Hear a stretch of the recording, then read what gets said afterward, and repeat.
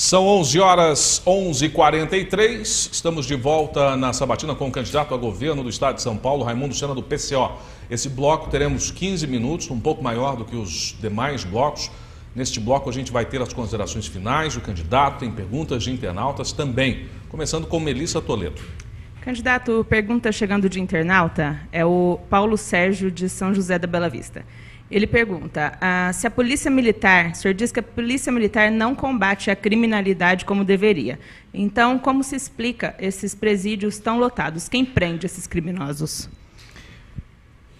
Quem prende os criminosos são a própria polícia, mas a maioria, como eu já citei, são por crimes que poderia ter uma pena alternativa e não está no presídio. A dissolução da PM é uma necessidade, porque a PM está sendo usada hoje para reprimir a população pobre e negra das periferias e não os verdadeiros criminosos que comandam o crime. São o pessoal de ponta, que são escravos do crime, que são presos e punidos. Candidato, uma pergunta que chega também pela internet de um colega do senhor de profissão, o Luiz Pedreiro. Ele gostaria de saber se o partido do senhor, o PCO, tem alguma ligação com o PCC ou com outro comando presidiário. Nenhuma ligação com o PCC. Nossa ligação é com os trabalhadores. Né? Existem várias campanhas, já foram até mais pesadas, para tentar desqualificar o Partido da Causa Operária, por ser um partido que defende o trabalhador sem meias palavras, que tem realmente propostas de mudanças radicais e não de paliativos. Então existe uma certa campanha enrustida aí para tentar desqualificar o partido. O partido está chamando o trabalhador a se organizar e ele mesmo ir à luta para vencer os obstáculos que lhes são impostos para manter privilégios de uma minoria, como isso é conhecido e a gente não vai se cansar de repetir.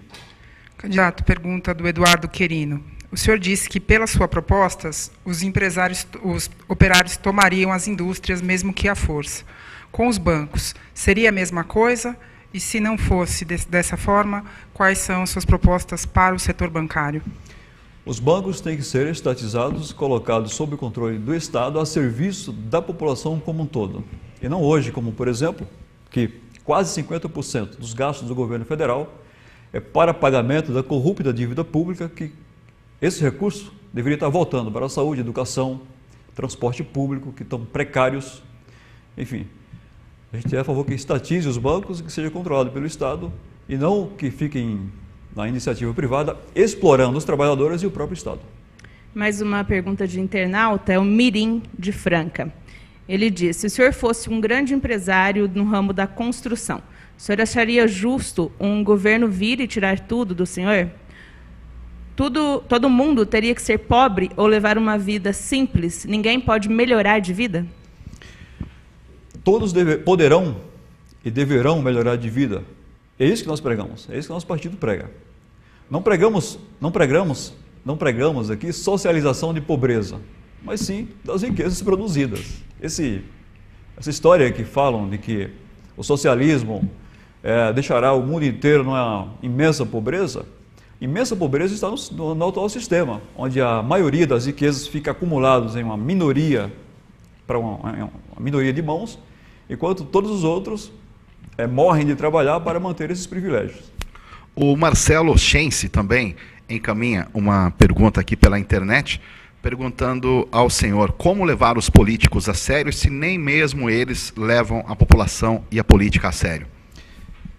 Exatamente por esse motivo, meu caro, é que o Partido da Causa Operária não tem ambição por assumir hoje nenhum cargo, nem que seja de vereador, porque o sistema está realmente corrompido. Um vereador com boas intenções ou com boas propostas é completamente isolado, fica imobilizado, vai apenas ganhar salário mensal e nenhuma proposta dele vai ser aprovada. Por isso que é preciso que todos os trabalhadores se organizem e venham à luta para ela mesma, a população trabalhadora, promover essas mudanças. Candidato, pergunta do Guilherme, de Patrocínio Paulista. Pelo radicalismo do partido e a pequena expressão política, como o candidato formaria uma equipe de governo, ainda mais em um estado como São Paulo, e com um plano tão ambicioso para ser apresentado? Não temos a ilusão de que vamos chegar ao poder no atual sistema. Se caso isso estiver prestes a acontecer, a gente sabe muito bem que dará um jeito de boicotar, impugnar candidaturas, etc. Esse é o atual sistema. Os governos, os parlamentares, reagem muito bem à pressão popular.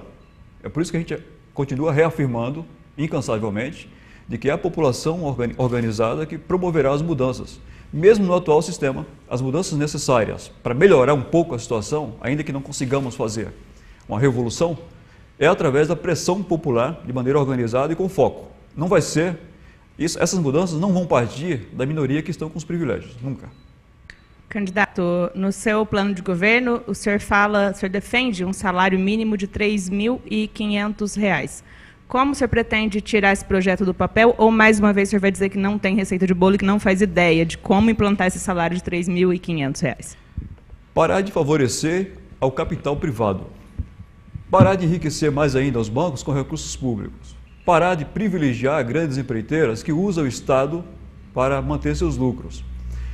Colocar as riquezas brasileiras a serviço, à disposição do bem-estar do brasileiro e não vender a preço de banana para o capital exterior, como aconteceu, vou citar mais uma vez, com várias empresas nacionais, recentemente, um campo importante do pré-sal, o Campo de Libra, no Rio de Janeiro.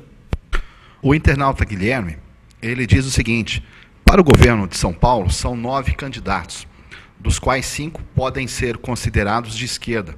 Ele pergunta ao senhor se, de repente, não seria melhor se esses nomes, ao invés de saírem com candidaturas isoladas, se unissem em uma única chapa de esquerda, procurando eleger um só nome, com o mais forte dessa visão política. O atual candidato Padilha, do PT, por exemplo, ele cita. Qual é a opinião do senhor, de repente, dessa eventual união dos partidos de esquerda?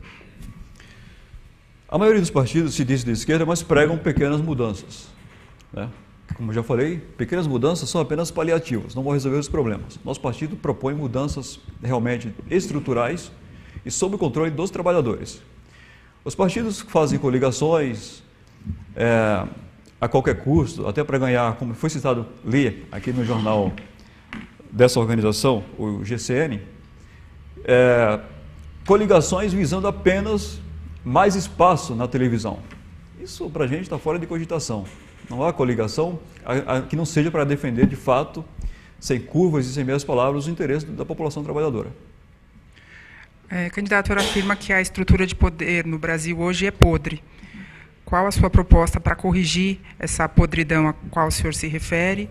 E que fatores o senhor acredita que levaram o Brasil a esse ponto na política?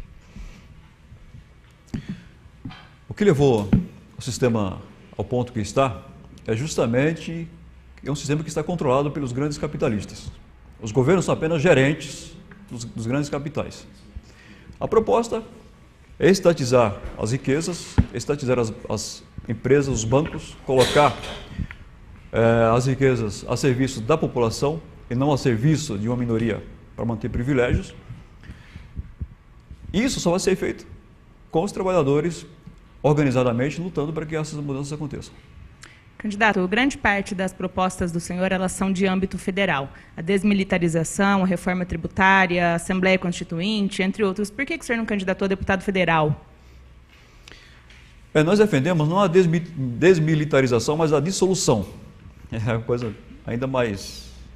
A reforma tributária, a Assembleia Constituinte. Nós defendemos... O senhor tem várias propostas que são... O senhor mesmo disse que o plano de governo do senhor ele é extremamente semelhante ao plano do candidato à presidência. Então, por que o senhor nos candidatou a deputado federal? Nós defendemos uma Constituinte, a Assembleia Constituinte,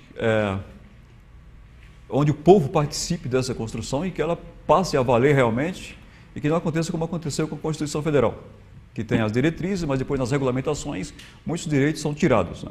E muitos não são respeitados, como é o caso do salário mínimo. A minha candidatura não partiu de uma iniciativa individual.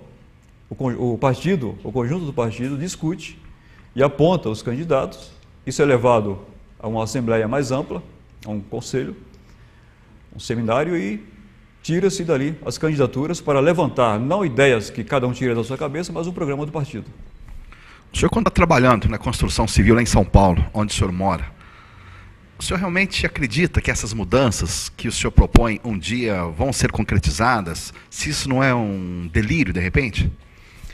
Vão ser concretizadas por ser não a vontade minha ou do partido, mas por ser uma necessidade. E não é um partido que vai fazer as mudanças, mas a classe operária organizada, quando for necessário. Só ela vai fazer essas mudanças. E o senhor tem ideia de quanto será necessário? Porque, pelo que a gente pode perceber nas ruas, a classe operária ainda não tem essa percepção que o senhor tem. O senhor tem ideia de quanto tempo isso ainda deve levar para que os trabalhadores entendam essa revolução que vocês tanto pregam? Como podemos ver, o capitalismo está em crise no mundo todo. Desde 2008, houve aí um certo controle para mostrar que estava em equilíbrio, mas não está. Estando em crise, os capitalistas vão querer que o trabalhador pague essa conta. Os modelos comunista e socialista também estão em crise. Tirando do trabalhador o máximo que podem. Então, nesse momento, o trabalhador vai reagir, sim, e esse é o momento de reagir. Quando realmente as coisas estiverem apertando. A inflação no Brasil, por exemplo, está aí, crescendo e tirando de... Aqui em Franca, como o Edson citou, há risco de várias demissões em massa. O trabalhador vai reagir porque é uma necessidade, não porque é uma vontade do partido. E o prazo não dá para determinar. É no momento que o trabalhador sentir a necessidade. Na história econômica do Brasil, a gente já passou por diversas crises. A cidade de Franca, por exemplo, já teve crises muito pior, como a do início dos anos 90, e ainda assim nós não vivemos revoluções. Nós não vimos a classe operária. Ao contrário do que vocês pregam, o que a gente vê é, por exemplo, movimentos sindicais, como os que se dizem defensores dos trabalhadores, cada vez menos poderosos. Aqui em Franca, greves que já chegaram a juntar 10 mil trabalhadores, hoje não chegam a juntar 100 pessoas nas praças. Como é que o senhor vê isso? Um dos papéis do Partido dos Trabalhadores, chegando ao poder, foi justamente dar uma anestesia nos sindicatos e nos trabalhadores. Tá? Ele cumpriu esse papel, de deixar o trabalhador iludido de que o governo iria tomar as providências. As crises que já se passaram foram contornadas, muito mal contornadas, e, de certa forma, colocado num certo equilíbrio, o que não dará um prazo muito grande para isso sair do controle novamente, porque a raiz do problema está na crise capitalista mundial que já está afetando o Brasil.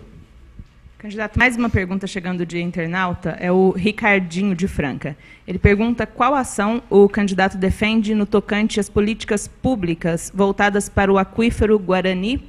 E aí o senhor pode aproveitar para falar sobre a crise no abastecimento da água. Na realidade, o senhor pode responder rapidamente, porque daqui a pouco, 2 minutos, em 15 segundos, para o senhor responder. Tá bom. Tem que ser feito novos investimentos em novas formas de captação de água, seria inicialmente, poços artesianos. Tem que estudar, de fato, qual o problema do aquífero. Vou só interromper o senhor, candidato, porque agora a gente tem 2 minutos, o senhor pode concluir o que está dizendo e as considerações finais já na sequência. Ok. E tirar do Estado os parasitas que sugam os recursos do Estado, ou seja, os capitalistas, as iniciativas privadas. Esse é o primeiro passo, tem que ser feito. Já posso ir para as considerações finais? Por favor, candidato. 1 minuto e 30. Agradeço aqui ao jornal, às emissoras aqui que compõem o grupo, por esse espaço amplo e realmente democrático para expormos nossas ideias. E concluo chamando o trabalhador, todo trabalhador, a ficar muito atento para os próximos períodos, onde a crise está aumentando cada vez mais. Isso vão querer que o trabalhador pague a conta. O trabalhador não pode aceitar pagar a conta para manter lucro dos capitalistas. Não podemos aceitar demissões em massa, demissão de maneira alguma. E a saída é a organização e luta do próprio povo trabalhador. Muito obrigado. Obrigado, Raimundo Sena, candidato ao governo do Estado de São Paulo pelo PCO. A cobertura completa desta sabatina amanhã nas páginas do Jornal Comércio da Franca e também uma ampla repercussão na edição de domingo do jornal. Amanhã a gente volta às 11 horas da manhã, sabatina com o candidato a deputado federal Correia Neves Júnior do PV. Para você um forte abraço e até lá.